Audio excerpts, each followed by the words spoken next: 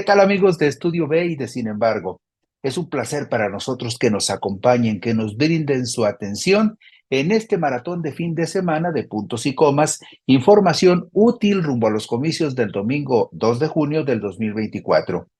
Ellos forman el grupo más grande, el grupo más importante, el segmento de edad potencialmente más interesante que incluso podría definir una elección en el país. Sin embargo, este grupo, que forma un tercio de la lista nominal de electores, está integrado por muchachos entre los 18 y los 29 años. Pero hay un problema para los candidatos que andan haciendo proselitismo por todo el país. Este segmento de la población, de jóvenes de 18 a 29 años, son los que menos votan, por una razón muy simple, porque consideran así de manera muy clara y tajante que los partidos políticos no sirven para nada. Por lo menos eso es lo que los jóvenes declaran. Y mientras tanto, hay otro segmento de la población que se va a convertir en un segmento clave para los comicios de junio. ¿Por qué? Porque más de 1 millón de ciudadanos se van a convertir en funcionarios electorales de casillas. Son los que van a operar los comicios, son los que van a cuidar los comicios, son los que van a estar al pendiente de que los votos se depositen y de que los votos se cuenten bien y de que las actas se elaboren de manera adecuada. Por eso, cuando vaya usted a votar el domingo 2 de junio, trate con mucha consideración a esas personas que están en las mesas de casilla, porque la mayoría de ellos, o por decirlo de otra manera, casi todos ellos, son ciudadanos como cualquiera de nosotros que está cumpliendo una tarea cívica muy, pero muy importante. La mayoría de los candidatos que andan en este momento en la calle, que andan buscando el voto de los ciudadanos, que andan prometiendo el oro y el moro a la gente, no tienen ni idea de cuáles son las prioridades de las personas. La encuesta nacional de cultura cívica que realizó el Instituto Nacional de Estadística y Geografía nos dice con toda claridad que lo que más le importa a los ciudadanos es lo que está vinculado a su entorno más cercano. ¿Y qué es lo que está vinculado a su entorno más cercano? Bueno, pues los servicios básicos, servicios tan elementales como alumbrado, como seguridad pública, como agua potable, transporte, la recolección de basura, todo eso que parece una trivialidad es lo que le afecta más a la gente y lo que menos atienden los funcionarios públicos. Pero bueno, si los candidatos no conocen a la gente, seguramente la gente también les va a dar una muy fuerte desconocida en los comicios de junio. Por fortuna para todos, en México, el 65% de las personas considera que pese a sus deficiencias y fragilidades, la democracia es el mejor sistema de gobierno al que podemos aspirar. Y un dato muy importante con respecto a la democracia. Es muy curiosa, o por lo menos singularmente extraña, la forma como el partido o movimiento ciudadano procesa la paridad de género.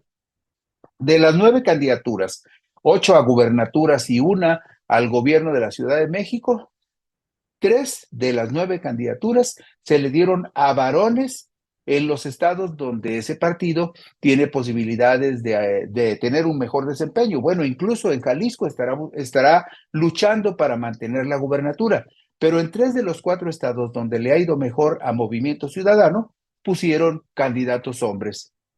Y a 4 de las mujeres de estos 9 candidatos a gubernaturas, a 4 de ellas, las mandaron prácticamente a estados donde no tienen ninguna posibilidad de ganar. Pero así procesa Movimiento Ciudadano lo que ellos entienden como paridad sustantiva de género. Y lo más grave no es que ellos lo procesen así. Lo más grave es que la autoridad electoral los respalda y los avala. De estos temas y otros hablaremos con ustedes en este maratón de fin de semana de puntos y comas. Gracias por estar con nosotros. Vamos a atender la información que creo que puede ser muy interesante.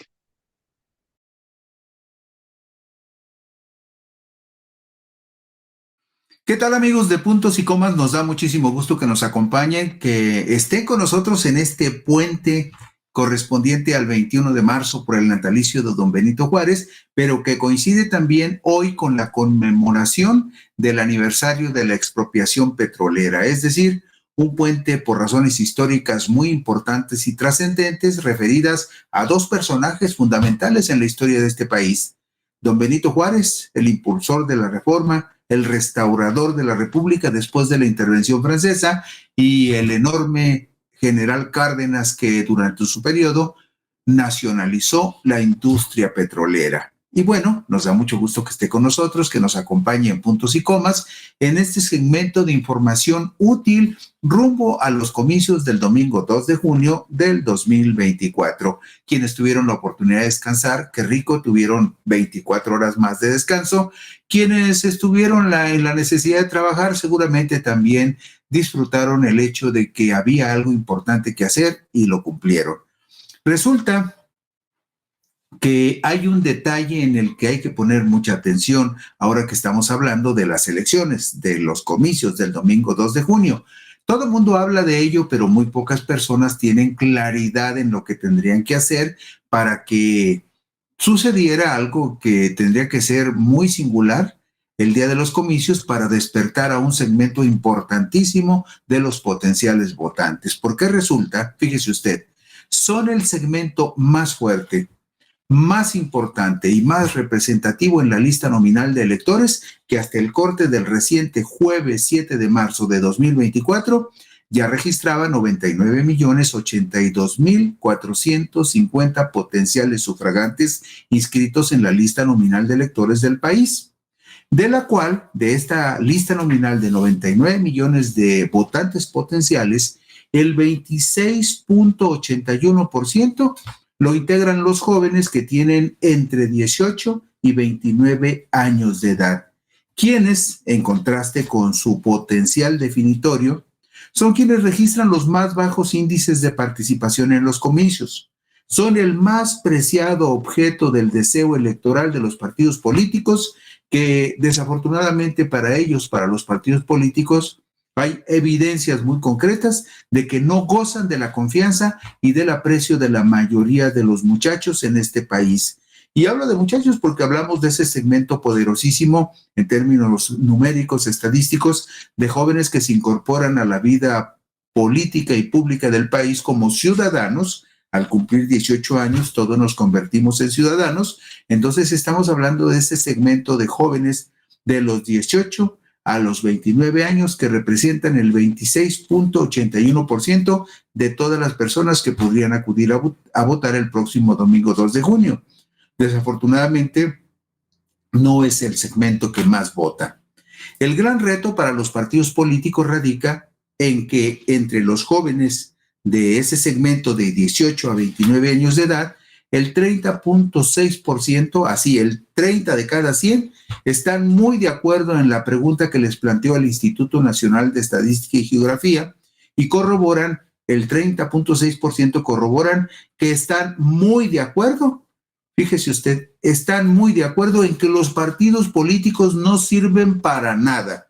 Así de tajante la opinión de este 30% de ese segmento de edad que dice los partidos políticos no sirven para nada. Y el 69,1%, es decir, casi 70 de cada 100 muchachos que fueron encuestados por el INEGI, están de acuerdo en que los partidos políticos están algo de acuerdo, no totalmente convencidos, pero algo de acuerdo en que los partidos políticos no sirven para nada. Estamos hablando, fíjese usted, entre el 69% que está algo de acuerdo y el 30% que está muy de acuerdo que los partidos políticos no sirven para nada, estamos hablando prácticamente del 100% de los jóvenes, o representa un 100% de los jóvenes que fueron encuestados. 30% de plano dicen que no sirven para nada y el 70% dicen, bueno, pues casi estoy de acuerdo en que casi no sirven para nada o sirven para muy poco. Esto que les estoy diciendo, que es producto de la Encuesta Nacional de Cultura Cívica 2020 del Instituto Nacional de Estadística y Geografía, está sustentado en 25,113 encuestas que se hicieron en viviendas en el país entre el 17 de agosto y el 18 de septiembre del 2020. Es decir, no es una percepción, Es lo que declararon los jóvenes entre 18 y 29 años que fueron encuestados por el Instituto Nacional de Estadística y Geografía y que dijeron lo que les acabamos de compartir.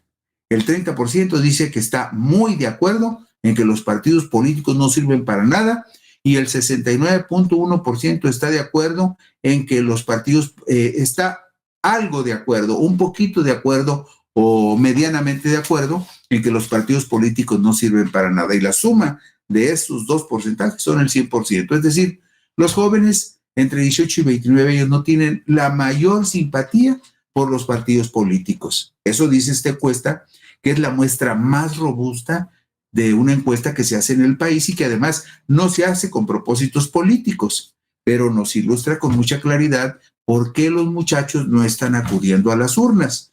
Y mire usted la diapositiva número 3. Esta diapositiva número 3 nos muestra cómo ha sido la participación electoral desde el 2009 hasta el 2021, es decir, los comicios que los últimos comicios que hemos tenido fueron los del 2021, y ahí nos muestra, por ejemplo, que los jóvenes de 20 a 34 años, los jóvenes de 20 a 34 años en esta gráfica, votaron por debajo del 60% en los comicios del 2021 y del 2012. O sea, los comicios los comicios intermedios del 2021, estoy equivocado, y del 2018. En 2021 y 2018, los jóvenes votaron por debajo del 60%. Y vea usted en el centro de la gráfica, las personas de 50 a 54, de 55 a 59, de 60 a 64 años y de 70 a 74 años, todo ese segmento de las personas adultas o de la tercera edad, esas personas tuvieron votaciones por encima del 70%. Esto explica por qué el segmento de los jóvenes es muy atractivo, porque es el más robusto de toda la lista nominal, pero también explica que en los comicios del 2018 y en los comicios del 2021, como usted lo puede ver en esta gráfica, los jóvenes de 20 a 24 años, de 25 a 29 y de 30 a 34 votaron por debajo del 60%. Ahí radica la diferencia. Los adultos y los adultos mayores votan más que los jóvenes de 20 a 34 años. Y vemos ahí que hay un pico en el segmento de edad de jóvenes de 18 a 19. Cuando los muchachos reciben su credencial por primera vez, usted lo puede ver ahí gráficamente, pues van y votan. De hecho, los jóvenes de 18 y 19 años votaron más que el resto de los jóvenes en las elecciones del 2018 y del 2021, que son las dos últimas que hemos tenido en el país. Entonces, eso es muy ilustrativo de por qué los muchachos no votan. Luego, los jóvenes adultos representan, como lo afirman los datos, el sector de población que menos participa en los procesos electorales, así como quienes manifiestan una mayor desconfianza hacia las instituciones y los actores políticos. Por esta razón, es estratégico que las acciones institucionales de promoción de la participación ciudadana se dirijan de manera prioritaria a este grupo poblacional. Esto señala el Programa de Promoción de la Participación Ciudadana en el Proceso Electoral 2024, formulado por el Instituto Nacional Electoral y algunos expertos que el INE convocó para tratar el tema de los jóvenes. Reflexiona el referido documento publicado en octubre del 2023. Existe una falta de información más precisa sobre las condiciones y la cultura política de la población joven de nuestro país. Es necesario impulsar investigaciones en este campo, sobre todo desde una perspectiva interseccional que distinga los diversos grupos y segmentos que conforman la juventud, particularmente aquellos que se encuentran en situación de discriminación. Es decir, los discriminados, los pobres, los marginados son jóvenes, son en volumen más jóvenes los pobres, los marginados, que los jóvenes que gozan de una situación económica razonablemente buena. Se requiere generar conocimiento sobre la agenda, visión y aspiraciones de los jóvenes. Lo anterior permitiría desarrollar acciones mejor dirigidas para impulsar su participación política, dice este estudio que hizo el Instituto Nacional Electoral. Y en la diapositiva número 6 vemos gráficamente que los jóvenes de 18 a 29 años suman los grupos de población con mayor peso demográfico en la lista nominal de electores. 27.44% representaron en los comicios del 2021, los más recientes. Sin embargo, es el segmento con más alto índice de abstencionismo. Después de los 29 años, se observa un gradual ascenso en la participación del grupo de 30 a 60 años. Es decir, en la medida en que los jóvenes van madurando, se van incorporando con mayor energía a los procesos electorales. Y lo que vemos aquí es que es una actualización. Este segmento, que en el 2021 representó el 26.44%, en este momento representaría el 26.81% de la lista nominal de electores con corte al pasado 7 de marzo del 2024. Y ahí ve usted la lista nominal de electores, es decir, las personas que ya tienen su credencial de elector. Los jóvenes representan 26.564.102 ciudadanos, los jóvenes entre 18 y 29 años de edad. Es decir, es un segmento importantísimo. Desgraciadamente, los muchachos no están motivados para votar. Y luego, como podemos apreciar en la siguiente diapositiva, como podemos apreciar que la participación en las elecciones alcanza un pico importante entre las personas de 60 y los 74 años. Entre 60 y 74 años está la gente que más vota, siendo este grupo el que presenta mayor asistencia a las urnas en todos los procesos electorales estudiados. Después de los 75 años de edad, la participación declina, pero vea usted, este segmento que es el que más vota, de 60 hasta los 75 años, más o menos, este segmento representa 18.578.573 ciudadanos. Es decir, quien tiene influencia en este segmento de las personas de 60 y más hasta 75 años, tiene un porcentaje altísimo de simpatizantes aquí. Y usted ya podrá hacer la deducción quién tiene más presencia en este segmento, que es el que vota, recuérdelo, por encima del 70% en cada elección, en tanto que los jóvenes votan por debajo del 60%. Eso hace una diferencia importantísima. Y aquí vemos que desde 2009, en la diapositiva 8, nada más como un dato de referencia, desde 2009 las estadísticas de participación nos dicen que en las elecciones que son presidenciales, el promedio de participación anda por arriba del 62%, y que en los años en que hay elecciones que son intermedias nada más para diputados, cuando nada más se vota para diputados federales, la participación decae y el promedio de 2009 hasta 2021 es de apenas el 47%, de acuerdo con los números oficiales que tiene registrados el INE. Y luego otro dato que también es importante y que seguramente los partidos y los candidatos siguen tomando en cuenta, es lo que vemos en la gráfica número 9. Las mujeres, además de que son más en la lista nominal, siempre son más responsables como ciudadanas y votan en mayor porcentaje que los varones. Nada más vean los dos últimos porcentajes. En el 2018, las mujeres votaron, el 66.3% de las mujeres votó contra el 58.1% de los hombres. Y en el 2021, que es la elección inmediata anterior, el 55.6% de las mujeres votó contra el 47.8% de los hombres. Y ojalá que sigan votando fuerte las mujeres para que más mujeres lleguen a cargos de responsabilidad en todas las actividades públicas del país.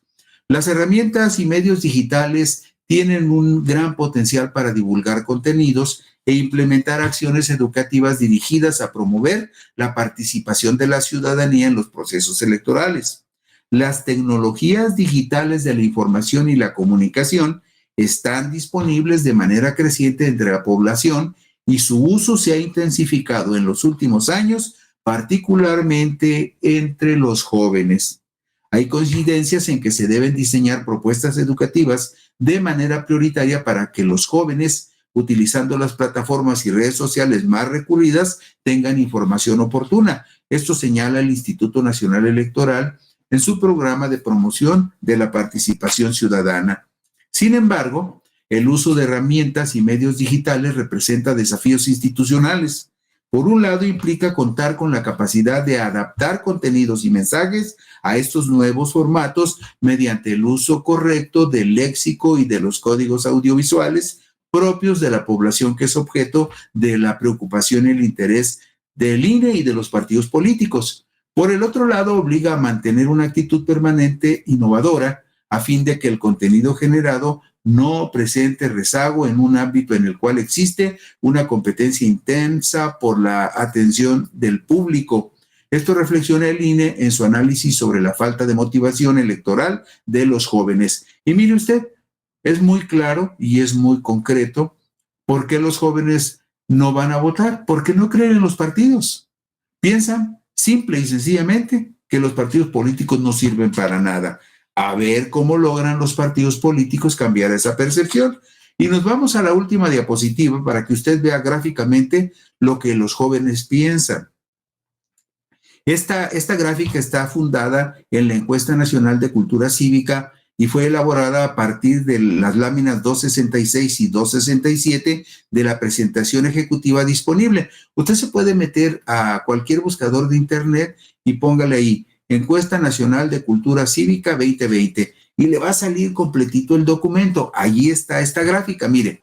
Entre los muchachos de 18 a 19 años, que son los que votan, el 13% está muy de acuerdo en que los partidos políticos no sirven para nada. Pero en ese mismo segmento, el 35.9% dice que está algo de acuerdo en la afirmación de que los partidos políticos no sirven para nada. Es decir, casi estoy convencido, pero también tengo la percepción de que no sirven. En el segmento de 20 a 29 años de edad, el 17.6% de los jóvenes dice que está muy de acuerdo en que los partidos políticos no sirven para nada. Y en ese segmento, vea usted, el 33.2% dice que está algo de acuerdo en la afirmación de que los partidos políticos no sirven para nada. Y finalmente, en esos dos segmentos, en el de 18 a 29 años, vemos con toda claridad, por ejemplo, 13 y 35, son 35, 45, 48, casi 49% de los muchachos de 18 a 19 años dicen que los partidos políticos no sirven para nada o sirven para muy poco. Y en el segmento de 20 a 29, 33 más 17, estamos hablando casi del 51% de los muchachos de 20 a 29 dicen que los partidos sirven para nada o para muy poco. Esta gráfica con la que cerramos puntos y comas es la que ilustra con toda claridad por qué los jóvenes entre 18 y 29 años simplemente dicen, no, ¿yo para qué voy a votar? Si los políticos y los partidos políticos no me satisfacen, no creo que me sirva para nada ir a las urnas, y por eso los muchachos en estos segmentos de edad de 18 a 29 son los que votan menos en los comicios de cada 3 años. Y con esto concluimos puntos y comas. Mañana por aquí nos encontraremos. Gracias por su generosa atención.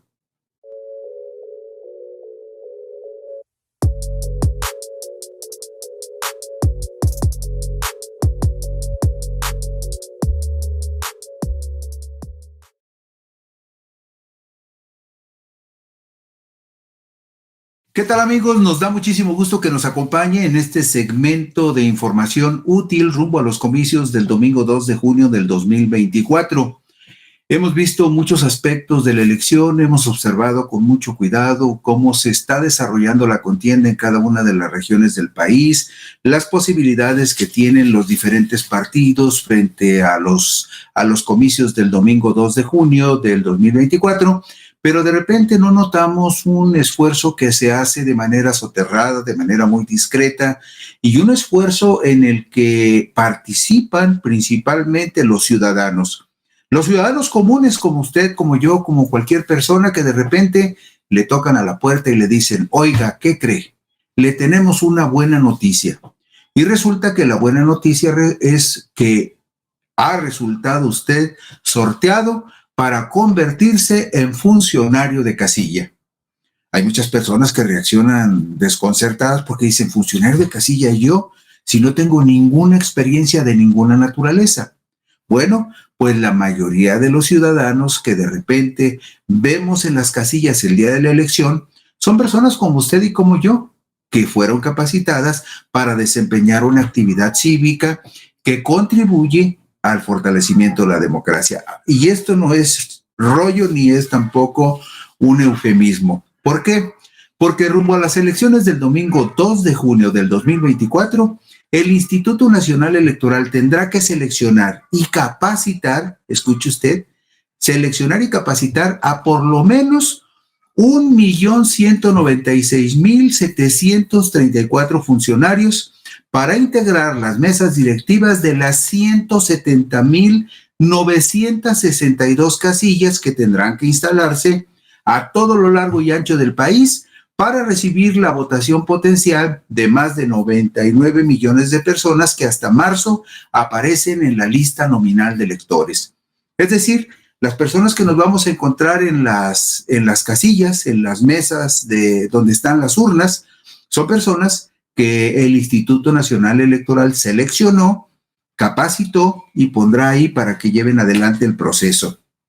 Para cumplir con ese propósito, el Instituto Nacional Electoral ya realizó la insaculación de 13.244.044 ciudadanos, de los cuales más de 12 millones han sido visitados para informarles que han sido seleccionados como potenciales funcionarios de casilla.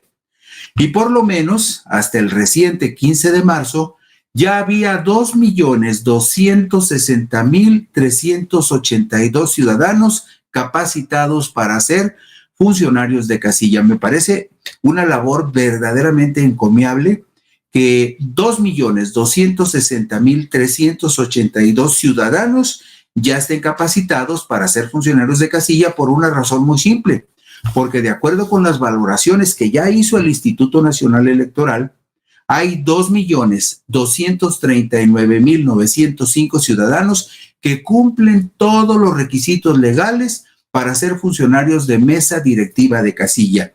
Es decir, hay 2.239.000 ciudadanos de reserva, cuando lo mínimo que necesitaríamos para los comicios es 1.196.734, lo cual significa que en gran medida ya está preparado el Instituto Nacional Electoral para cubrir todas las casillas que se van a instalar en el país. ¿Por qué? Pues porque estamos hablando de 170.962 casillas. Es una barbaridad de casillas las que tendrán que instalarse tempranito el domingo 2 de junio. En su artículo 82, la Ley General de Instituciones y Procedimientos Electorales señala con claridad cómo debe integrarse una mesa directiva de casilla. ¿Quiénes son los que integran una mesa directiva de casilla? Bueno, pues las mesas directivas de casilla se integran con un presidente, un secretario, 2 escrutadores y 3 suplentes generales. ¿Por qué 3 suplentes generales? Porque la base de la mesa directiva de casilla es el presidente, el secretario y 2 escrutadores. Si faltara alguno de los titulares, hay 3 suplentes generales que pueden ocupar el lugar de ese funcionario que por alguna razón, en muchos casos puede suceder de manera justificada, pues no puede acudir a ser funcionario de casilla.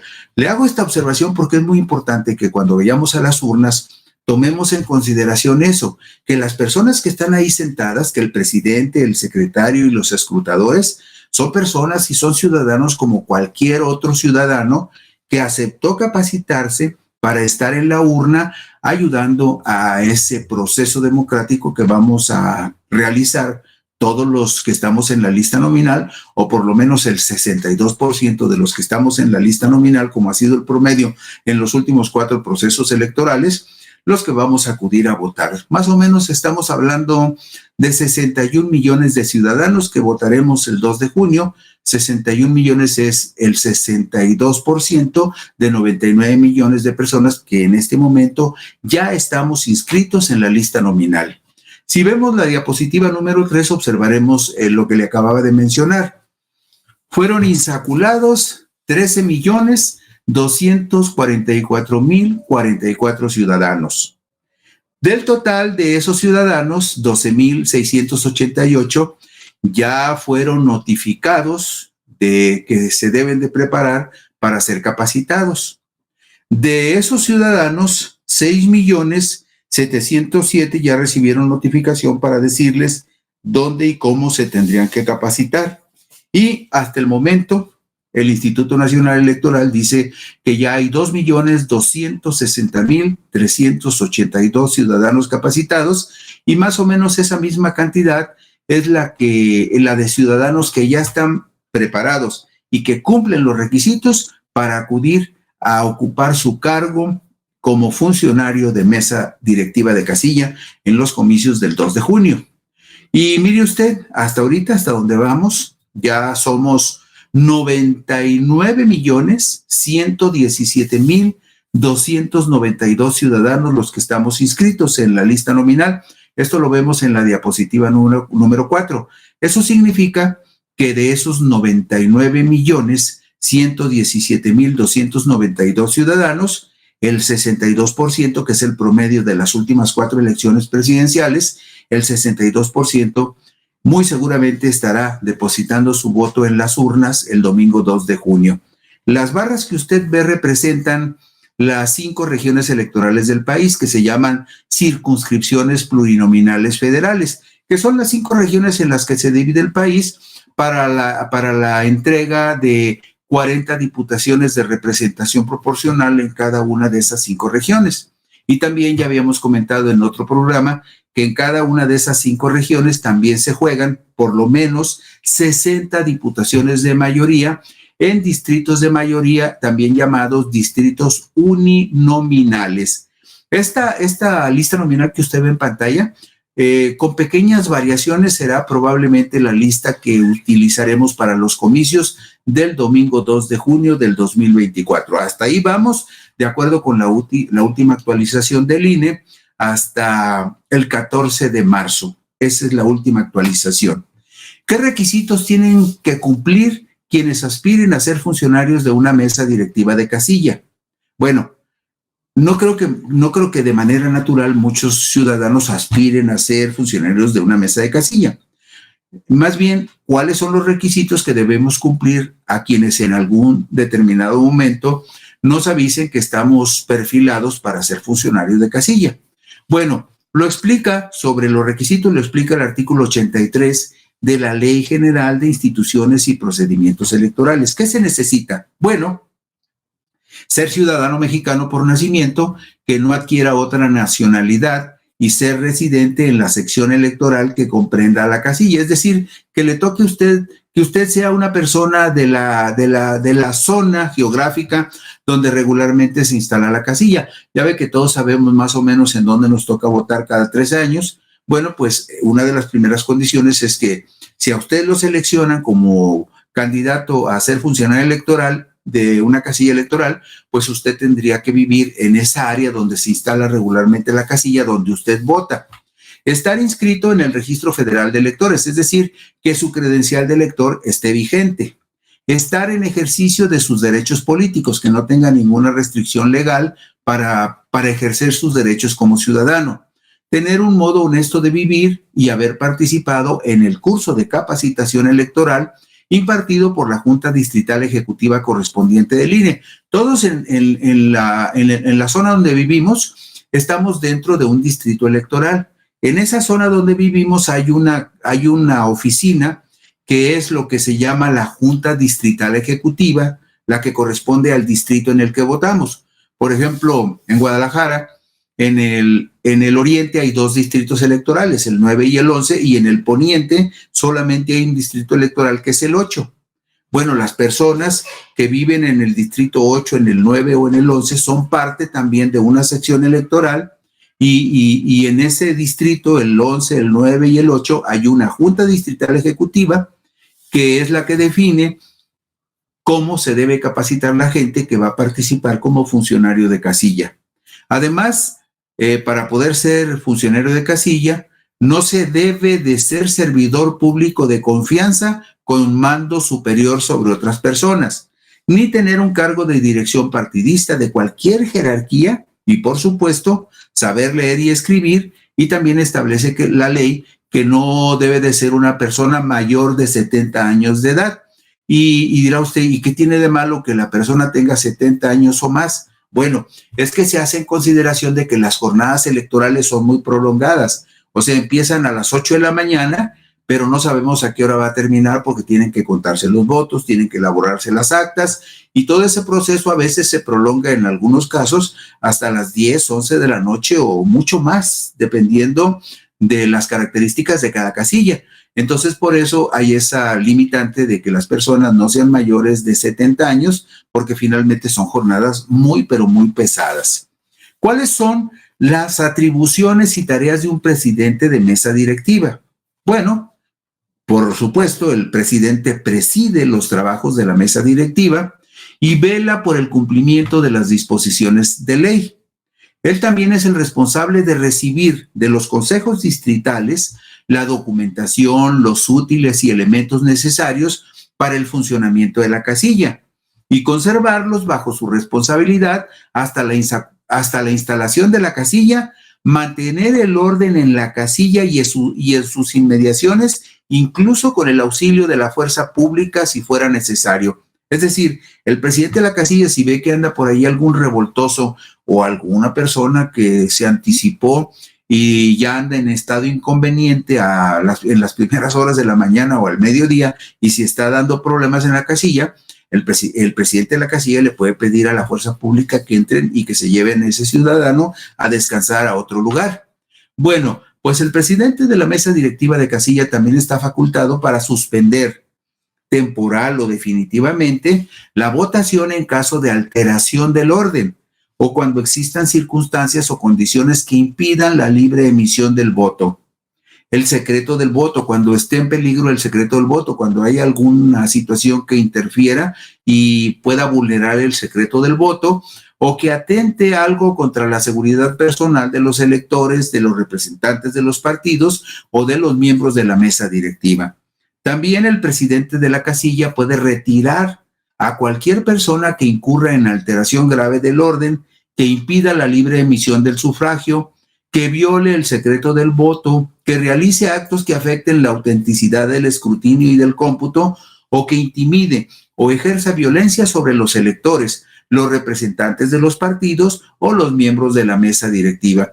Esto hay que tenerlo muy claro por dos razones.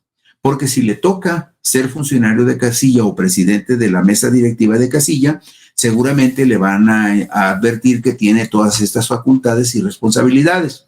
Pero como ciudadanos también debemos estar conscientes que cuando vamos a votar tenemos que ser considerados y respetuosos por las personas, por los ciudadanos que están desarrollando una actividad cívica que es importante para todos y que lo hacen como ciudadanos responsables de sus obligaciones cívicas.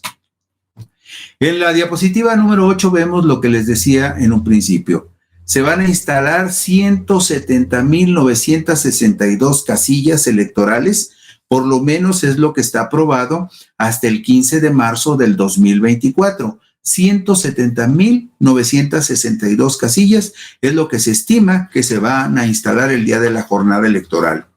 El presidente de la casilla debe practicar, con auxilio del secretario y de los escrutadores y ante los representantes de los partidos políticos, el escrutinio y el cómputo. Es decir, el presidente hace el escrutinio y el cómputo en frente de los restantes funcionarios de la casilla y también en frente de los representantes de los partidos que están en la contienda. Concluidas las labores de la casilla, el presidente debe turnar oportunamente al Consejo Distrital la documentación y los expedientes respectivos y fijar en un lugar visible en el exterior de la casilla los resultados del cómputo de cada una de las elecciones. Es decir, cuando ya se cierra la casilla, cuando ya se cuentan los votos, cuando ya se realizan las actas que dan cuenta del total de los votos en la casilla, en ese momento se pone fuera de la casilla una especie como de sábana donde dice, en esta casilla hubo tantos votos para diputados, para tal partido, y para senadores tantos, y para presidente de la República. Es decir, se ponen tres sábanas con los resultados de las diferentes elecciones. En este caso, por ejemplo, en Jalisco, tendrá que ponerse también a la que se refiera a gobernador del estado, a presidente municipal en el municipio del que se trate y a diputado local en el distrito local del que se trate. Entonces, todo eso tiene que estar en la parte exterior de la casilla cuando ya se concluye el escrutinio y el cómputo. Se elaboran esas como sábanas grandes, como actas grandes que se pegan en la parte posterior para que cualquier ciudadano que tenga interés vaya y verifique cómo terminaron los resultados en la casilla, en esa casilla. También, fíjese usted, ¿se imagina cuántas boletas se tienen que imprimir para el próximo proceso electoral? Le aseguro que no tiene idea, yo tampoco lo tenía hasta hoy que chequé el dato que vemos en la diapositiva número 10. Fíjese usted, se van a imprimir 317,094,216 boletas. ¿Se imagina lo que eso significa? 317,094,216 boletas para toda la elección que va a haber el 2 de junio, federal y local. Pero nada más para las elecciones locales se van a imprimir 238,949,435 boletas para las elecciones locales, de las cuales 40 millones van a ser para gubernatura, 99 millones de boletas se van a imprimir para diputaciones locales, 93 millones de boletas para ayuntamientos y 4,902,989 para otros cargos auxiliares, como los síndicos o algunas figuras que existen en algunos ayuntamientos. Hay síndicos de primera minoría y síndico de mayoría. En fin, para todos los cargos auxiliares va a haber 4,902,989 boletas. O sea, es una barbaridad de papel. 238,949,435 boletas para los comicios locales y 317 millones para el global de todas las elecciones, incluyendo las elecciones federales de presidente de la República, senadores de la República y diputados federales. Esto que vemos, por ejemplo, de imprimir tantas boletas y además imprimir también los cuadernillos donde viene la lista nominal de electores de cada casilla o de cada sección o de cada distrito electoral. Todo esto, imagínense, se va a tener que suprimir en algún momento y seguramente en unos años tendremos que hacer el traslado de las elecciones en papel a las elecciones electrónicas en la medida en que estos procedimientos electrónicos se vayan depurando y se hagan confiables. Bueno, ¿qué funciones desempeña un secretario de mesa directiva? Bueno, debe levantar durante la jornada electoral todas las actas que ordena la ley sobre todos los incidentes que ocurran durante la jornada. Es decir, si pasa algún incidente que no está dentro de lo normal, el secretario de la mesa directiva tiene que levantar un acta circunstancial, contar inmediatamente antes del inicio de la votación y ante los representantes de los partidos que se encuentren presentes. El secretario es el que cuenta las boletas electorales recibidas, anota el número de folio de las mismas boletas y comprueba que el nombre del elector figure en la lista nominal correspondiente. Además, recibe los escritos de protesta que pudieran presentar los representantes de los partidos políticos e inutilizar las boletas sobrantes cuando ya concluye la elección en esa casilla. Y finalmente, ¿cuáles son las responsabilidades de un escrutador de mesa directiva de casilla?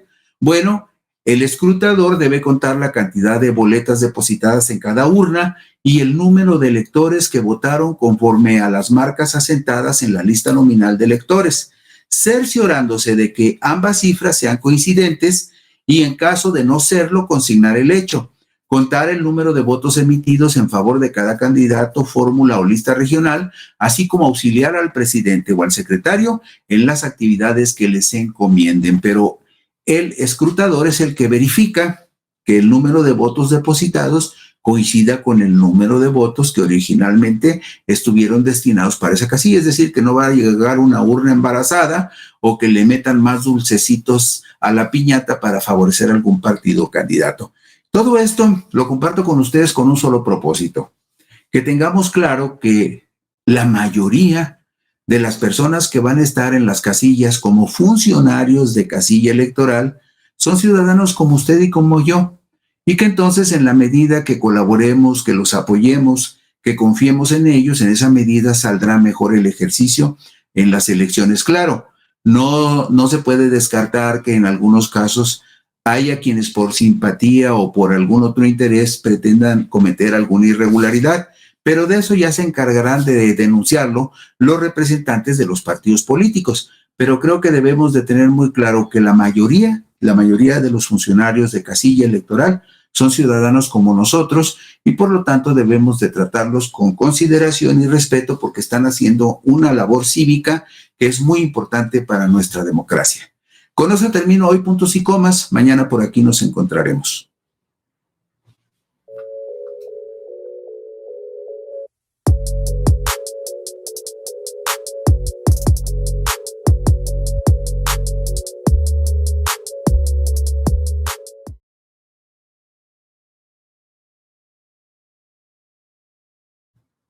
¿Qué tal amigos de Puntos y Comas? Nos da mucho gusto que nos acompañen en este segmento de información rumbo a los comicios del domingo 2 de junio del 2024.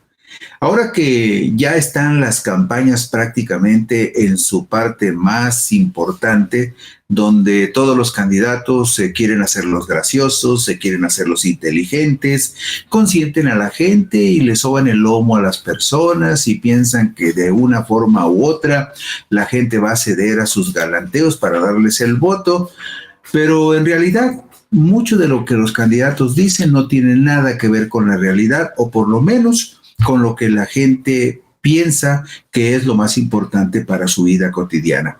Pero a los políticos no les importa. Ellos finalmente creen que el hecho de llegar y echarle a la gente un rollo tototote, como dicen ellos, un choro mareador, es más que suficiente para que la gente diga, oh, qué tipo tan brillante, a este sí lo voy a elegir. No, lo que pasa es que a veces la gente vota de manera pareja en razón del interés que presumiblemente representa un partido o un proyecto. Y muchas veces eso favorece a muchísimas personas que no tienen ni siquiera la más mínima calidad y conocimiento de la realidad como para que la gente pudiera depositar en ellos su confianza. Y verá usted a lo que me refiero. Tendrán una idea clara los candidatos a puestos de elección popular y sus partidos políticos sobre cuáles son las verdaderas preocupaciones de la gente.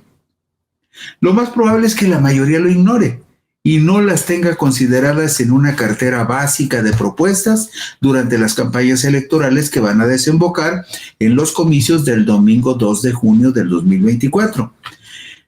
Lo que más le preocupa a la gente, así lo concretito, la gente que vive en el barrio, que vive en la colonia, que vive en una pequeña comunidad, que vive en una ciudad media o incluso en una gran metrópoli, lo que más le preocupa a la gente en toda la geografía del país son asuntos vinculados a su realidad inmediata. Es decir, la falta de servicios básicos como alumbrado público, agua potable y pavimento en las calles de sus barrios, colonias o comunidades. Incluso, por ejemplo, ¿cuántos de nuestros compañeros que están en este momento trabajando en Sin embargo y que se van a las 11 o 12 de la noche, van a transitar por una ciudad que tiene muchas deficiencias de seguridad, de alumbrado, y probablemente van a llegar a colonias donde también hay una falta de servicios básicos que mucho lastima a las personas? Bueno, pues lo que a la gente le inquieta en lo más inmediato, por ejemplo, son los problemas de inseguridad y en muchas colonias o barrios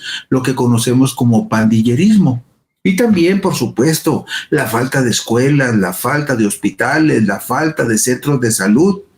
Así de elemental es la necesidad que muchos políticos no ven. Pero igual de trascendentes son todas estas necesidades para la vida cotidiana de la mayoría de la gente en nuestro país. Es decir, lo que la gente todos los días vive y lo que la gente todos los días necesita.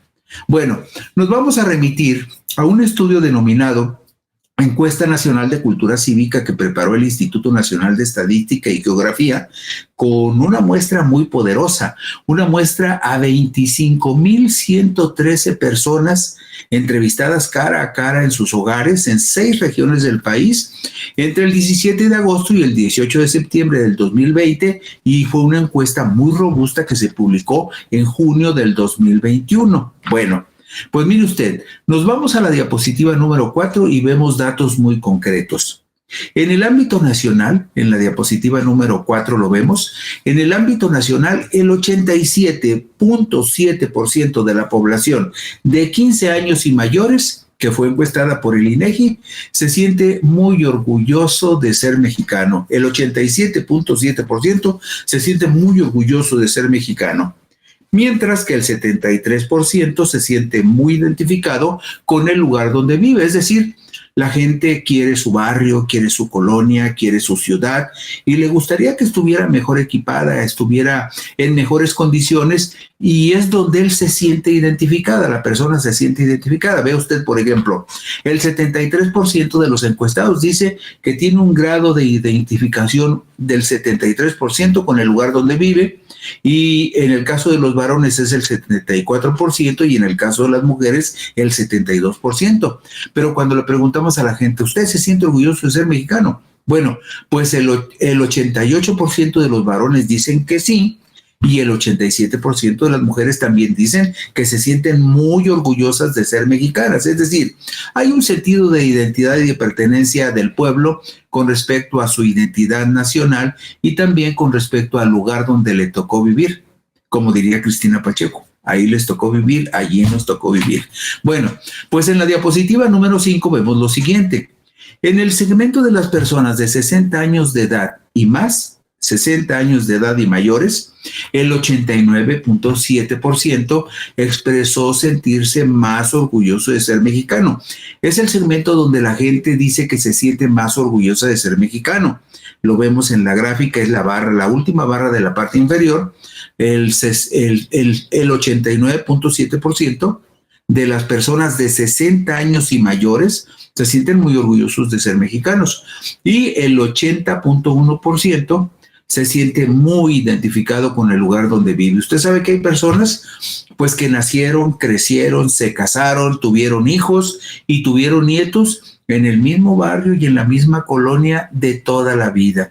Eso le da mucha cohesión social y mucha integración social a las colonias y a los barrios. Bueno, pues con respecto al conocimiento e interés por la política y por los problemas de la comunidad, el 84.7%, esto lo vemos en la siguiente diapositiva, el 84.7% de la población de 15 años de edad y mayores identificó que en su colonia o localidad ha tenido problemas de infraestructura, seguridad, provisión de servicios educativos y de salud. Para el 71.2% de los encuestados, los problemas que experimentan con mayor frecuencia son la falta de alumbrado o agua potable, los baches o las fugas de agua. O sea, esto es lo que la gente ve todos los días. Esto es lo que la gente enfrenta todos los días. Y sabemos, por ejemplo, que en la mayoría de las ciudades del país, por ejemplo, el alumbrado público está concesionado y es un negocio entregado a particulares, como sucede, por ejemplo, en la zona metropolitana de Guadalajara o en la zona metropolitana de Monterrey o en otras pequeñas zonas metropolitanas. Un servicio básico como el alumbrado público, los políticos lo ven como una oportunidad para hacer negocio. ¿Por qué? Porque le entregan la concesión a una empresa y muy probablemente por debajo del agua la empresa les reditúa algún beneficio. Bueno, pues fíjese usted, el 84.7% de las personas encuestadas dijeron que en su colonia o localidad han tenido problemas de infraestructura con la seguridad, con la provisión de servicios educativos o de salud, y para el 71.2% los problemas que experimenta con mayor frecuencia son la falta de alumbrado público o de agua potable, el problema de los baches o el problema de las fugas de agua. Y usted ve en este pie que estamos observando en pantalla, el 71.2% dice que las faltas de alumbrado o agua potable, o baches o fugas de agua son los más importantes. ¿Por qué, por ejemplo, es tan importante el alumbrado público? Por una razón muy sencilla, porque el alumbrado público tiene mucho que ver con la seguridad de las familias. Y la seguridad de las familias tiene que ver con las hijas y los hijos o los esposos que llegan en la noche o ya un poco tarde. Y si llegan a una colonia, barrio o comunidad mal alumbrada, la gente tiene miedo. Bueno, pues usted pregúntese cuántos de los candidatos que llegan a su colonia o a su barrio se comprometen, por ejemplo, a decir, miren, vamos a tomar en serio el asunto del alumbrado, vamos a tomar en serio el asunto de los pavimentos, vamos a tomar en serio el asunto del agua para que no les falte el agua a ustedes durante todo el año y lo menos posible, excepto en casos de verdadera emergencia. Estos que estamos viendo es lo que la gente dice que es lo más importante para ellos. No lo que tiene que ver con los rollos larguísimos y las propuestas así como espectaculares o faraónicas de los candidatos, no. La gente ve su mundo desde una perspectiva muy simple y muy elemental, pero los políticos, la mayoría de los políticos, no ven esto, porque ellos viven en colonias que están bien iluminadas, viven en colonias donde probablemente nunca les falta el agua potable, viven en colonias donde incluso son cotos que tienen hasta bardas y hasta vigilancia armada en los accesos. Pero el pueblo, la generalidad de las personas vive con todos estos problemas que estamos enumerando. Y habrá quien diga, no, hombre, esas son nimiedades. No, no son nimiedades. Y ahora que andan los candidatos en campaña, usted que en su barrio, su colonia o su pequeña comunidad tiene problemas, agárrelo así en firme y dígale, a ver, a mí no me eches el rollo.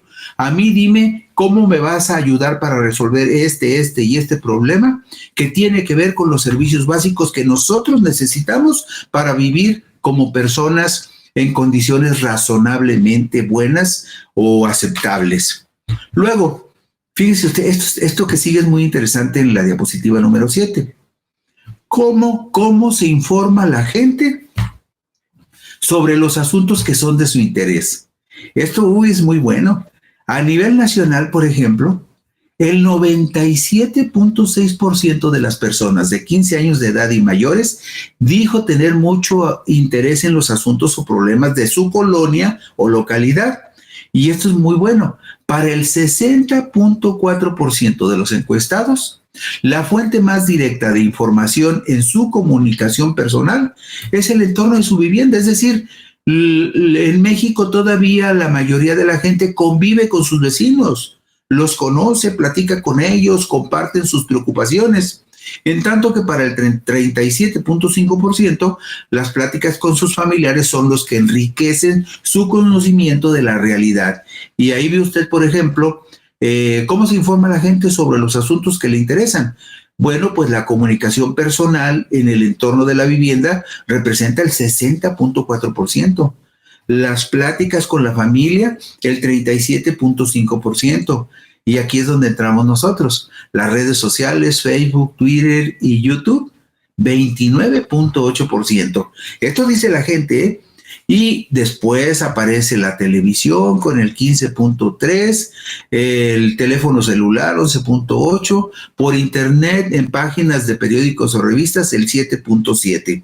Pero lo que me llama la atención y creo que es lo más importante, porque es lo que le da cohesión a las comunidades desde el barrio, la colonia o la pequeña comunidad o la ciudad media o la gran metrópoli, es que la gente todavía, el 60.4% de las personas tienen como fuente directa de información su comunicación personal en el entorno de su vivienda y el 37.5% en las pláticas con sus familiares.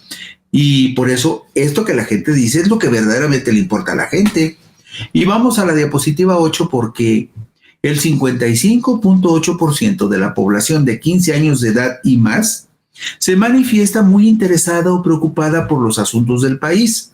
El porcentaje de mujeres con respecto a los varones es más alto, es decir, las mujeres, niñas, señoritas, señoras, abuelas, madres, las señoras amas de casa o señoras que se dedican como jefes de familia a trabajar por la familia, el 58.9% de ellas están muy interesadas en la realidad del país y preocupadas por los asuntos del país, en una proporción mayor que los varones, 58.9% de mujeres, 52.5% de varones. Y en la diapositiva 9 vemos, con frecuencia nos preguntamos cuál es la razón por la cual los jóvenes votan en menor proporción que las personas de otros segmentos de edad. Pues bien, son los segmentos de edad de personas de 30 años y mayores los que se manifiestan más interesados y preocupados por los asuntos de la vida pública en México.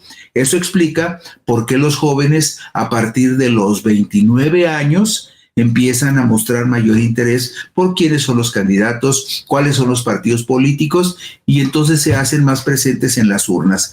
Pero evidentemente esto sucede a partir de los 30 años. Usted ve que allí en ese segmento, en esa barra vemos que de 30 a 60 años y más son los porcentajes más altos de las personas que dicen que tienen mucho o algo de interés por los problemas de su comunidad o los problemas del país. Y luego, ¿cuáles son las regiones en las cuales las personas se dicen más interesadas y preocupadas por los problemas del país? Bueno, pues hay la media nacional, el porcentaje de personas que dicen que están preocupados por los asuntos del país es del 55.8%. Usted lo ve ahí en la tercera barra horizontal.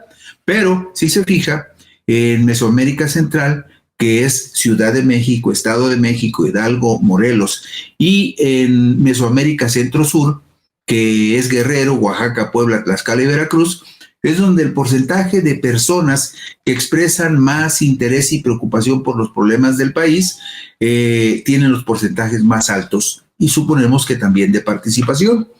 Y otra gráfica muy importante es la número 11, donde observamos, fíjese usted, el 73.9% de las personas del país que expresaron estar muy interesadas y preocupadas por los asuntos públicos, el 73.9% declaró que se informaba a través de la televisión, en tanto que el 44.7% dijo que lo hacía a través de redes sociales, principalmente Facebook, Twitter y YouTube, mientras que otro 22.2% señaló que obtenía información por internet en páginas digitales de periódicos y revistas. Pero lo notable es esto. ¿Ve usted cómo han disminuido los porcentajes de audiencia de la radio convencional? ¿Sí? Y también, por ejemplo, la lectura de periódicos y revistas en papel anda verdaderamente muy bajo. Trae un promedio del 9.6% a nivel nacional. Entre los varones, el consumo de periódicos y revistas es de 11.3% y entre las mujeres es apenas del 8%. Entonces, han cambiado sustancialmente los hábitos de lectura de la gente. La gente ya tiene como segunda fuente de información las redes sociales, Facebook, Twitter y YouTube, donde estamos nosotros, los de Sin Embargo. Pero todavía la televisión en muchas áreas rurales o en muchas zonas periféricas, en muchas goteras de ciudades y zonas metropolitanas, todavía la televisión abierta es el único medio a través del cual la gente accede a la información, y en muchos casos no es la mejor información ni tampoco la información más confiable. Y finalmente, el 54.6% de la población de 15 años de edad y mayores que declaró estar muy interesada o preocupada por los asuntos del país, el 54.6% consideró que el principal problema de México, sí, usted tiene razón, es la corrupción, los gandallas, los abusivos, los que quieren hacerse ricos con el dinero de la gente, los que hacen negocios con el dinero público. Todos esos que están involucrados en la corrupción son los que representan el mayor problema para este país. Y en segundo lugar, el 53.1% dijo que la calamidad más importante es la pobreza, en tanto que el 50.4% ubicó como su principal preocupación la inseguridad. Y así terminamos este recorrido. Estas son las preocupaciones verdaderas, las reales, las más cercanas al entorno de las personas. y no las que los candidatos y los partidos políticos presumen que son las necesidades de la gente. Por eso cuando llegan a la colonia, dígales, a ver, espérate, ¿ya viste cómo vivimos? ¿Ya viste las insuficiencias que tenemos en la colonia o en el barrio? ¿Ya viste que tenemos muy mal alumbrado? ¿Ya sabes que aquí el suministro de agua nos lo dan por goteo y tenemos tandeos 4 o 5 días a la semana? ¿Ya observaste los agujeros que hay en todas las calles? ¿Sabes que por aquí no pasa nunca una patrulla o cuando pasa nada más es para extorsionar a los muchachos? Todo eso que nos refleja esta encuesta, tiene usted que reclamárselo a los políticos que ahorita andan en campaña, pero que no conocen la realidad verdadera de la gente. Bueno, y con esto concluimos hoy Puntos y Comas. Mañana por aquí nos encontraremos.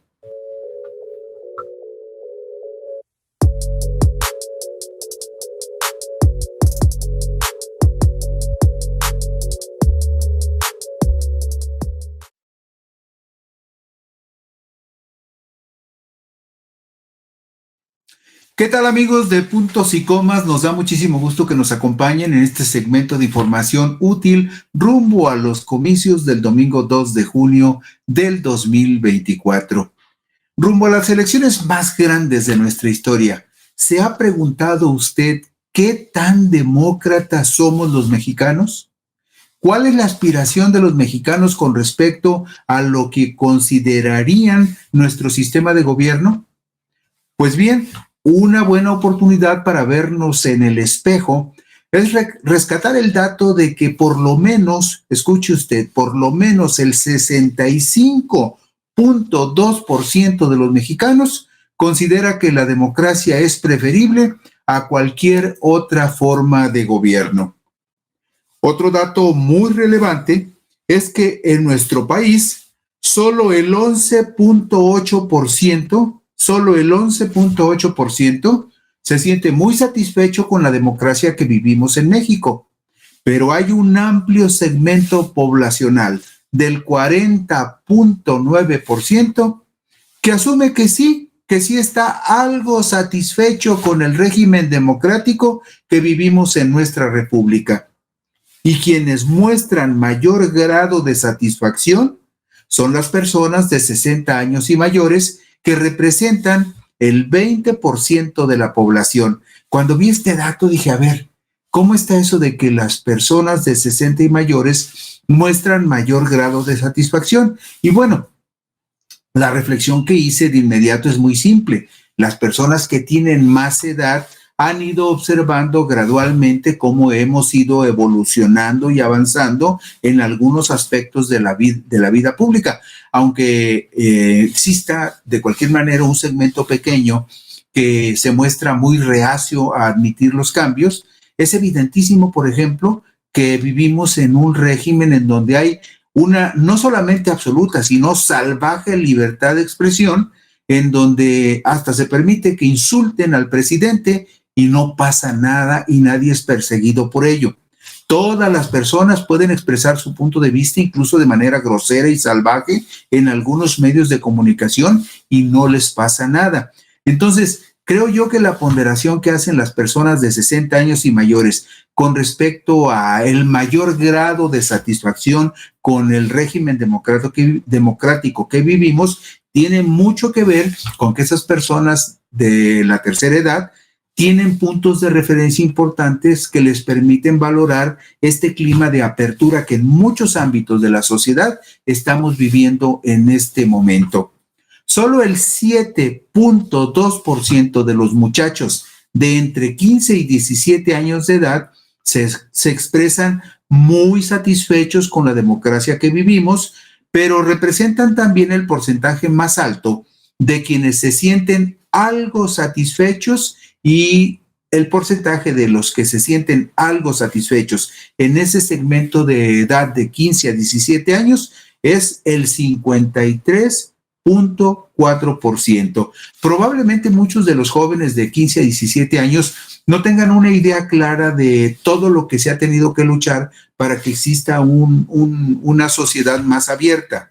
donde hay más participación y donde se ejerce con mayor libertad la crítica, pero probablemente sienten que es un buen clima y que vale la pena vivir una democracia con esas características. Pues bien, nada más como punto de referencia, todos estos datos que nos ponen frente al espejo, todos estos datos son parte de las conclusiones de la Encuesta Nacional de Cultura Cívica realizada por el Instituto Nacional de Estadística y Geografía cara a cara con habitantes de 25,113 hogares en todo el país y se realizó entre el 17 de agosto y el 18 de septiembre del 2020 y se publicó en junio del 2021.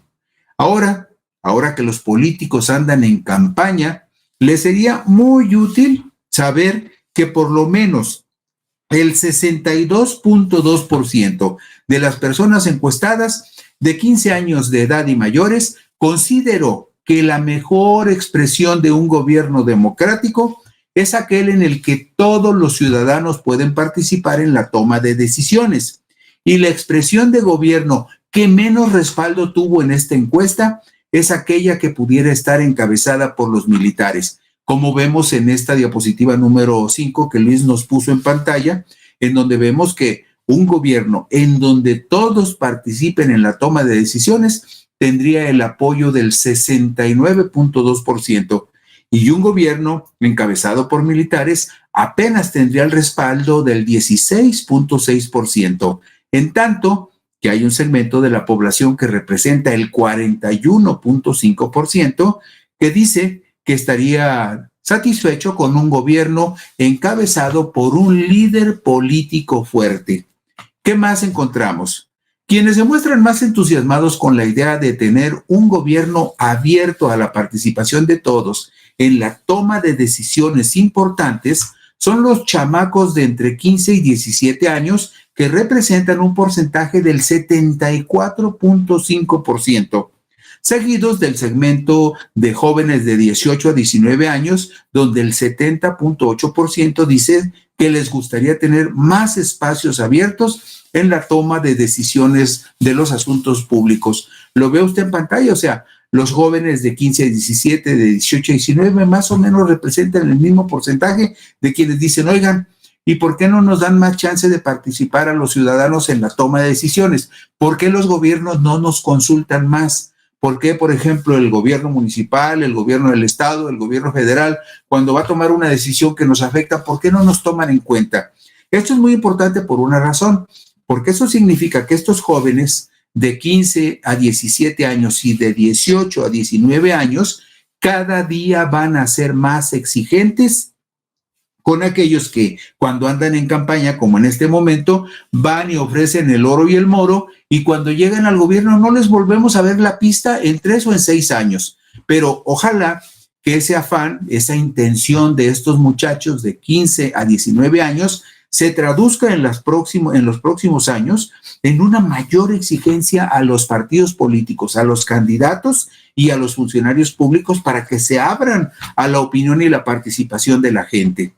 Bueno, en todos los segmentos de edad, la propuesta que tiene menos simpatizantes es la que plantea la posibilidad de un gobierno encabezado por militares, en tanto que un gobierno encabezado por un líder fuerte tendría la aprobación del 44.9% de quienes están, escuche usted, en el segmento de edad de 60 años y mayores. El 44.9% dice, me gustaría tener un gobierno donde hubiera un líder fuerte, que es lo que vamos a ver más adelante, por ejemplo, en la diapositiva número 8, para que usted vea que la gente prefiere una democracia civil. En la diapositiva número 9 vemos, por ejemplo, que es casi parejito, entre de 15 a 17 años, 18.5, de 30 a 59 años, 16.2, de 60 años y más, 18.0. Aquí podríamos decir, sin exageraciones, que los nietos y los abuelos tienen casi la misma percepción y coincidencia en que no quieren un gobierno encabezado por militares. Vea usted, los jóvenes de 15 a 17 años, 18.5% son los únicos que estarían de acuerdo en tener un gobierno militar.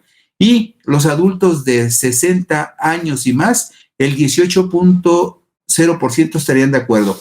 pero el resto, el margen de desacuerdo y de mucho desacuerdo es bastante alto en esos dos segmentos, es decir, es muy poco el apoyo que habría en nuestro país para un gobierno encabezado por militares. Por lo menos eso es lo que dice esta encuesta hasta el momento. Y en la diapositiva número 10 vemos la pregunta de un gobierno encabezado por expertos en salud, expertos en economía, entre otros temas, para que tomen las decisiones. Sí, el rango es bastante alto. Por ejemplo, en el caso de las personas de 60 años y más, es el porcentaje, bueno, es el tercer porcentaje más alto, 61.8.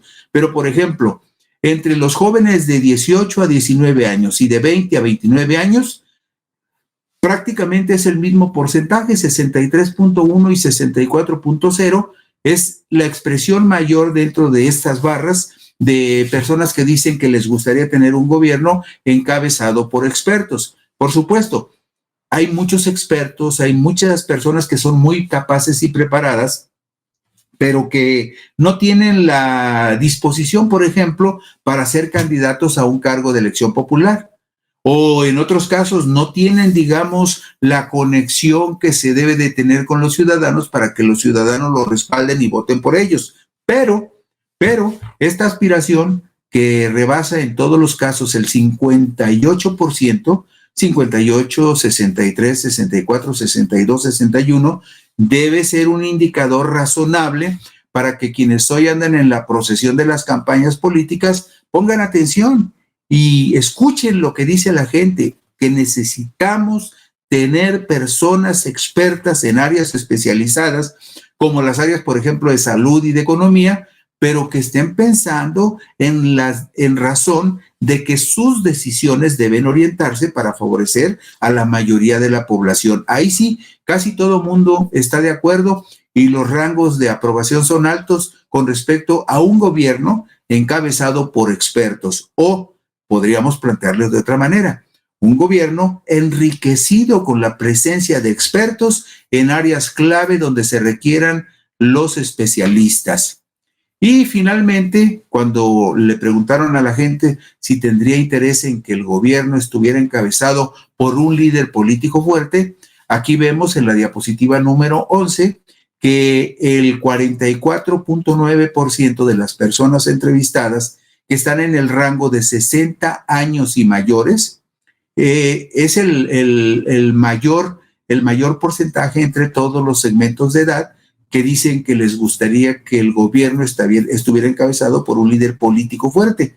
Son los de 60 y mayores quienes más apoyan esta idea, 44.9, los de 30 a 39 años de edad, 43.8, y todos los demás rangos de edad por debajo del 40.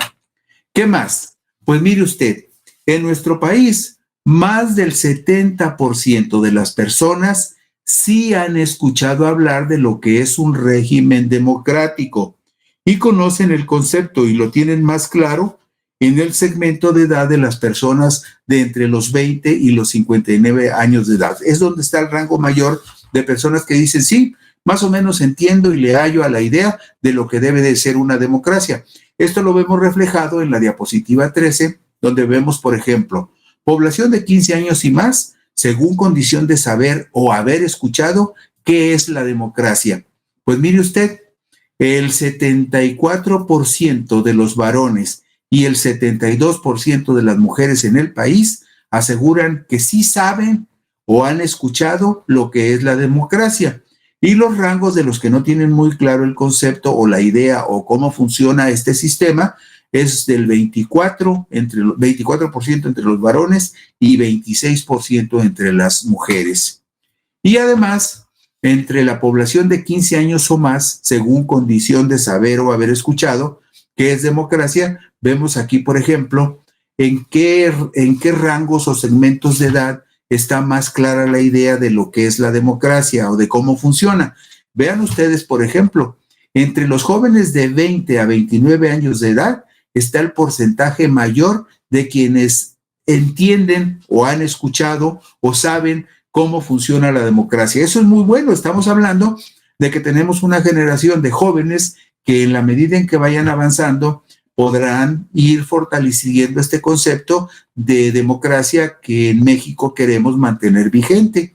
Y los restantes segmentos no desmerecen mucho. Por ejemplo, los jóvenes de 15 a 17 años dicen, no, sí, yo más o menos le entiendo a lo que es la democracia. Lo mismo los muchachos de 18 a 19 con el 73%. Y curiosamente, fíjense ustedes, aquí en el caso de las personas de 60 años y más, el porcentaje es un poco más reducido. 63.7% es el porcentaje más bajo de todos los segmentos de edad con respecto a saber o entender o haber escuchado lo que es la democracia. Y luego, en la diapositiva número 15, vemos la preferencia de la población de 15 años y más sobre el régimen político que sería más apropiado para gobernar el país. Esto es muy bueno porque fíjense, aquí vemos, la democracia es preferible a cualquier otra forma de gobierno. 65.2% de la población dice, yo prefiero vivir en un régimen democrático. Y luego vemos en segundo lugar con el 16.4% la afirmación de que en algunas circunstancias un gobierno no democrático podría ser mejor. Pero hay un 14.7% que dice, da lo mismo un régimen democrático que uno que no sea democrático. Pero evidentemente es muy halagüeño para el futuro del país que el 65.2% tenga clara y firme la certeza de que la democracia es el régimen de gobierno preferible a cualquier otra forma de gobierno. Y luego, fíjese usted, el grado de satisfacción con la democracia en México. Esto también es muy curioso. Solamente el 11.8% se dice muy, pero muy satisfecho. Sin embargo, el 40.9% dice, pues no nos ha ido tan mal y estoy algo satisfecho con un gobierno democrático, con un régimen democrático. El 31.3% se dice poco satisfecho y apenas el 15.1% dice nada satisfecho. Pero evidentemente, en este caso, la gente va descubriendo gradualmente cómo al irse transformando la sociedad y al haber más espacios de participación y sobre todo más espacios de opinión, la gente empieza a apreciar mucho las bondades de la democracia participativa donde la gente puede opinar y decir cosas. Además, hay algo que es bien importante. En la medida en que la gente tiene más libertad para expresarse y para participar, tendrá la sociedad que ir depurando los procedimientos para la elección de sus presuntos representantes populares o de los presuntos servidores públicos, y también en la medida que vayamos avanzando, la gente se volverá mucho más exigente con respecto a todos aquellos que en algún momento se sienten o creen que pueden servir al pueblo, aunque en realidad terminan sirviéndose a ellos mismos. Y finalmente, ¿cuál es la satisfacción con la democracia en México por segmentos de edad? Aquí sí, el de 15 a 17 años, los que están muy satisfechos representan apenas el 7.2%. Los que tienen de 18 a 19 años representan el 6%. Los de 20 a 29 años representan el 6.5%. Los que tienen de 30 a 39, ya más maduritos, 12.9%. Y los de 60 años y más, 20.0% son los que se dicen muy satisfechos, pero son bastante aceptables los rangos de aquellos que dicen, pues estoy algo satisfecho con esta democracia que vivimos en México. Pero lo importante en este caso, por ejemplo, es que los jóvenes de 15 a 17, de 18 a 19, que son los dos rangos más grandes, pues dicen que están algo satisfechos. Ojalá que ellos participen más, se involucren más y contribuyan a fortalecer esta idea de democracia que queremos que esté vigente en nuestro país, donde todo mundo participe y todo mundo pueda opinar y su opinión sea tomada en cuenta cuando los que nos representan en la administración pública o en el Congreso o incluso en el Poder Judicial tomen decisiones en razón de lo que realmente necesita la gente. Y este tipo de estudios son importantes en este momento que vamos rumbo a la elección de senadores, diputados federales, diputados locales, alcaldes y una infinidad enorme de cargos que rebasa los 20,000 por los que vamos a votar el domingo 2 de junio, que la gente tenga muy claras estas ideas para que cuando lleguen los candidatos los cuestionen con más rigor y algunos los hagan incluso a pasar un mal rato, pero que quede claro que en este proceso democrático hacia la elección, la gente tiene derecho a opinar, a exigir y también, ¿por qué no?, a mandar en razón de lo que la gente necesita y no lo que los políticos creen que la gente necesita. Y con esto concluimos hoy Puntos y Comas. Mañana por aquí nos encontraremos.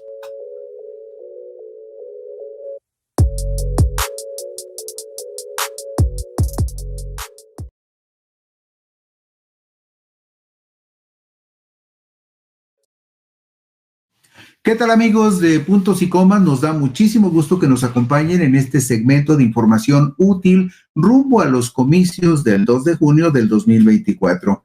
Hay muchos temas que están flotando en el ambiente. Hay resoluciones incluso que se dan en el ámbito del Instituto Nacional Electoral o en el espacio del Tribunal Electoral del Poder Judicial de la Federación que pueden cambiar en algún momento la historia que parecía escrita por anticipado con respecto a la suerte de algunos personajes de la política.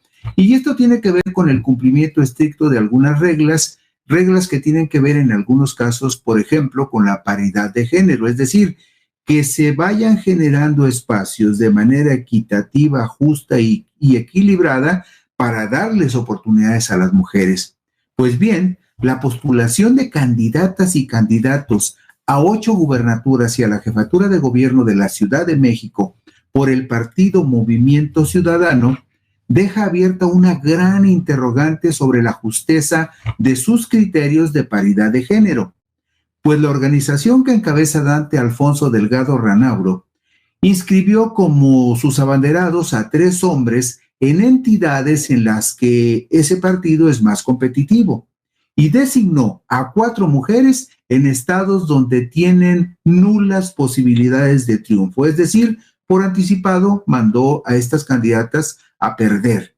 Aunque los registros de candidatos de Movimiento Ciudadano ya fueron validados por la autoridad electoral, se aplicó un criterio distinto en esas candidaturas al que utilizó el Instituto Nacional Electoral, ahora que decidió cancelar dos candidaturas al Senado por la vía de la mayoría relativa. Le canceló el registro a candidatos de Movimiento Ciudadano porque consideró que no se cumplían con los principios de la paridad de género, pero única y exclusivamente en el caso de 2 candidatos al Senado de la República.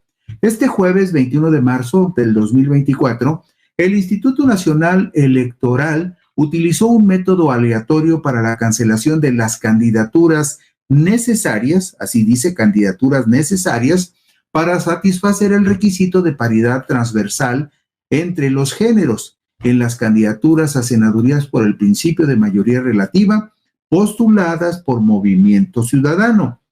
El INE canceló los registros de las fórmulas de candidaturas a senadurías por el principio de mayoría relativa y de primeras fórmulas en el caso de Campeche, donde canceló el registro de Eliseo Fernández Montúfar, y en el caso de Jalisco, donde canceló el registro a Alberto Esquer Gutiérrez.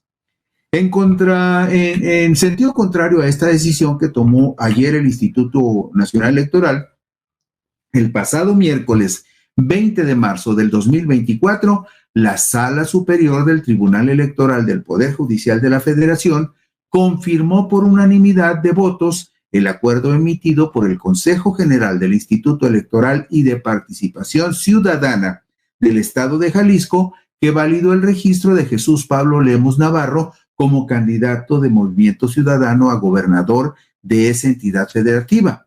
El acuerdo fue impugnado por el PRI al considerar que Movimiento Ciudadano debió postular a una mujer en Jalisco al ser la entidad donde es más competitivo el Partido Naranja con respecto de los estados donde se elegirán 8 gubernaturas y la jefatura de gobierno de la Ciudad de México. Es decir, el tribunal dijo, no, el registro de Pablo está bien, y en cuanto a la postulación de candidatos a 8 gubernaturas y a la jefatura de gobierno de la Ciudad de México, también todo está en regla porque lo aprobó el Instituto Electoral de Participación Ciudadana del Estado de Jalisco. Sin embargo, aquí hay un sin embargo muy importante.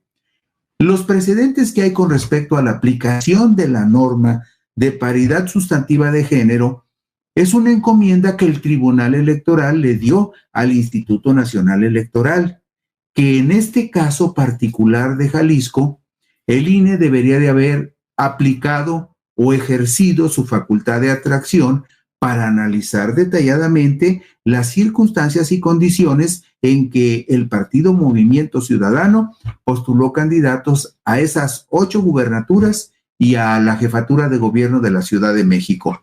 Y se lo digo por lo siguiente, mire, si nos vamos a la diapositiva número 4, vamos a ver cosas muy interesantes que tienen que ver con este asunto.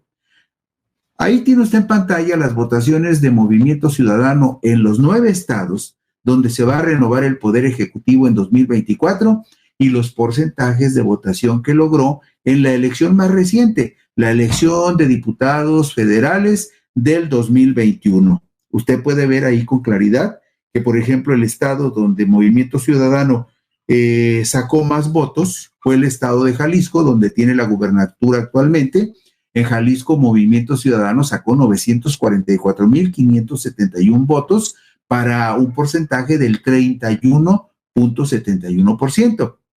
El segundo estado donde sacó mejor votación Movimiento Ciudadano en la última elección fue el estado de Veracruz, donde logró 257,175 votos para un 7.15% de porcentaje.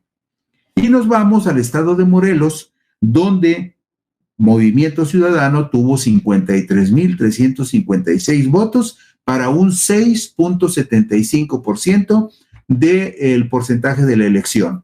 Y el cuarto mejor desempeño de Movimiento Ciudadano fue en el estado de Puebla, donde logró 148,136 votos para un porcentaje del 5.58%. Entonces, si ve usted la tabla en conjunto, se va a dar cuenta que 3 de los 4 estados donde Movimiento Ciudadano fue más competitivo en la última elección, en 3 de los 4 estados postuló candidatos varones. Y en el tercer estado donde obtuvo un porcentaje interesante, que fue el caso de Morelos, ahí sí puso a una mujer, a Jessica María Guadalupe Ortega de la Cruz, cuando de entrada lo mínimo, muy mínimo razonable, es que por lo menos Movimiento Ciudadano hubiese equilibrado, digamos, 2 y 2 mujeres y 2 varones en los estados donde tuvo mejor desempeño. Pero también hay otra premisa muy importante. El único estado donde Movimiento Ciudadano puede ganar es el estado de Jalisco, donde va a estar en una pelea muy cerrada con el partido Morena. En Jalisco puede ganar Morena o puede ganar el partido Movimiento Ciudadano. Y además hay que tomar en cuenta otro dato. El candidato de Movimiento Ciudadano hace 6 años en Jalisco fue Enrique Alfaro Ramírez. La presunción sería que si hace 6 años el candidato fue varón, 6 años después tendrían que haber postulado a una mujer en el estado de Jalisco, que es realmente el único estado de los 9 que van a estar en juego, en el que puede ganar el Partido Naranja y donde tendrían que haber puesto una mujer para darle a una candidata mujer la posibilidad de lograr un triunfo, alternando incluso la candidatura de Alfaro, que fue una candidatura para un hombre hace 6 años, con la candidatura para una mujer en esta elección. Y si usted puede observar esto, se va a dar cuenta de que estos elementos que en algún momento el Tribunal Electoral y el Instituto Nacional han dicho que son importantes en el momento de postular candidatos, no fueron ponderados adecuadamente al analizar el caso de la postulación de Pablo Lemos. Mire usted, hasta el momento ya están en campañas y ya están designados todos los candidatos en la Ciudad de México, donde el candidato de Movimiento Ciudadano es Salomón Chertovisky Woldenberg. Él no tiene tampoco ninguna posibilidad de ganar allí porque usted observará que apenas Movimiento Ciudadano sacó en la pasada elección un 3.61%. También en Guanajuato hay una candidata mujer, se llama Yulma Rocha Aguilar, pero en Guanajuato el partido Movimiento Ciudadano apenas tuvo un 4.35% en la elección reciente. Si vemos el caso de Jalisco, lo acabamos de analizar, es el único estado donde Movimiento Ciudadano podría ganar, y si estamos hablando de paridad sustantiva de género, era razonable suponer que Movimiento Ciudadano tendría que haber puesto a competir una mujer en Jalisco. En el caso de Yucatán también hay una candidata mujer, se trata de Vida Aravari Gómez Herrera, pero en ese caso también, como los que ya mencionamos, en el caso de Yucatán, el porcentaje de votación de MC fue apenas del 3%. Estaría muy lejos de tener alguna posibilidad de ganar. También ya hay candidatos designados en Chiapas, por ejemplo, donde MC no tiene ninguna posibilidad, y ahí postuló como candidata en Chiapas a Carla Iracema Muñoz Balanzar. En el estado de Morelos, donde tampoco podría ganar, también postuló una mujer, Jessica María Guadalupe Ortega de la Cruz, que es la candidata de MC. Tanto en Chiapas como en Morelos, las campañas para la gubernatura se van a iniciar hasta el 31 de marzo. Luego, en el estado de Puebla, donde también la campaña para gobernador empieza el 31 de marzo, hay un candidato varón, que es el caso de Fernando Morales Martínez. Y en Puebla, como lo analizamos hace un momento, en el caso de Puebla, fue el cuarto estado donde Movimiento Ciudadano sacó votación interesante, donde sacó la votación más alta. Fue el cuarto estado con votación alta para Movimiento Ciudadano. Y en Tabasco no tiene ninguna posibilidad Movimiento Ciudadano, y ahí también postuló a otra mujer, a María Inés de la Fuente Dagduc. Y finalmente en el estado de Veracruz, donde tampoco tiene ninguna posibilidad de MC, el candidato de Movimiento Ciudadano es un varón que se llama Hipólito de Champs Espino Barros. Como usted puede ver, las cuatro de las 5 mujeres que postuló Movimiento Ciudadano las postuló en los estados donde tuvo los porcentajes de votación más altos en la pasada elección.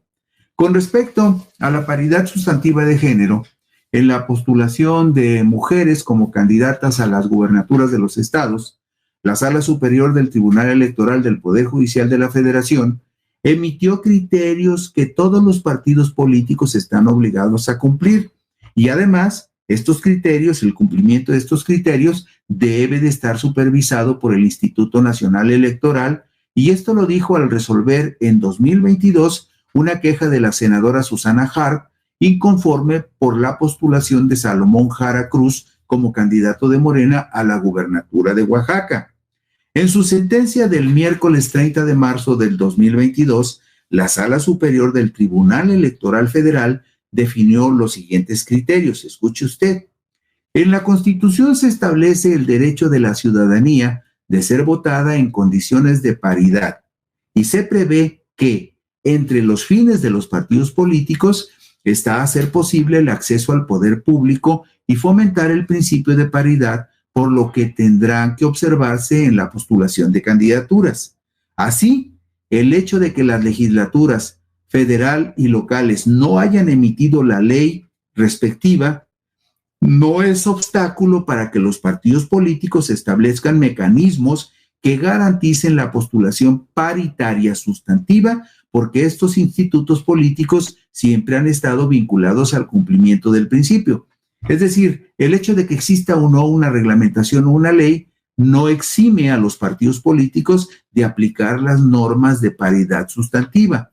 Y también agrega el tribunal en esa sentencia del 2022, los criterios de competitividad y transversalidad imponen a los partidos políticos establecer reglas para garantizar que las mujeres no sean postuladas en distritos, municipios o estados en los cuales se tenga nula o poca presencia política, de tal manera que exista alta probabilidad de perder la elección.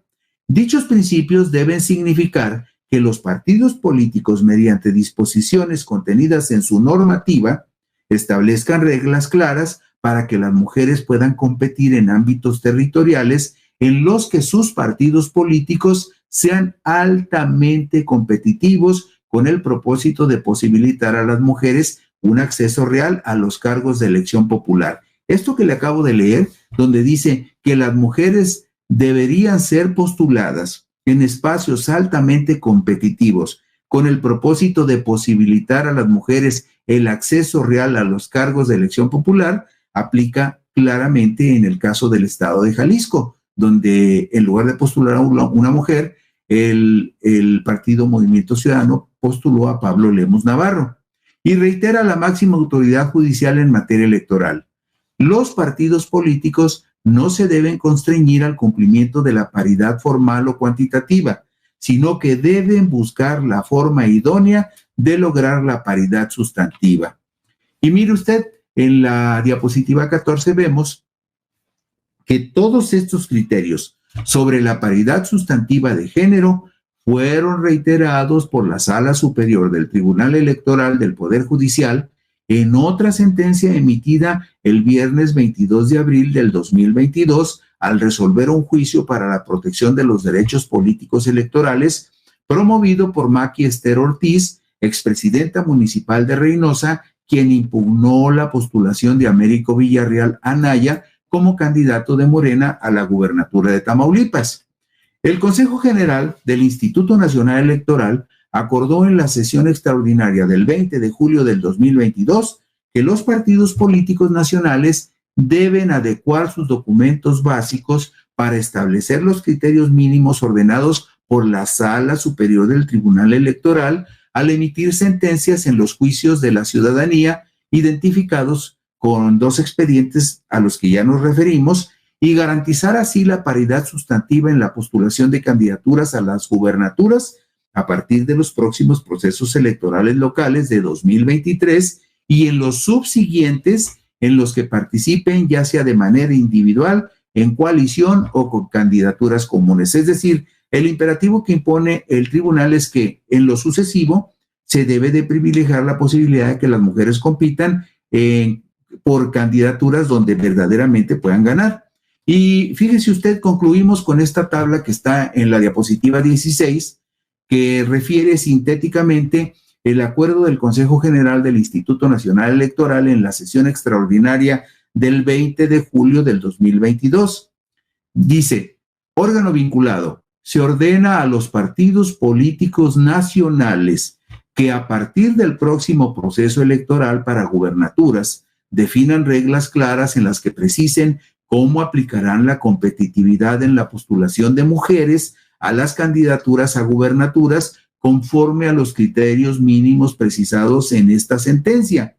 Y fíjese usted, órgano vinculado, se vincula al Instituto Nacional Electoral a que supervise que se emitan tales reglas de paridad sustantiva y verifique que en los registros de sus candidaturas se cumplan tales criterios. ¿Esto qué significa?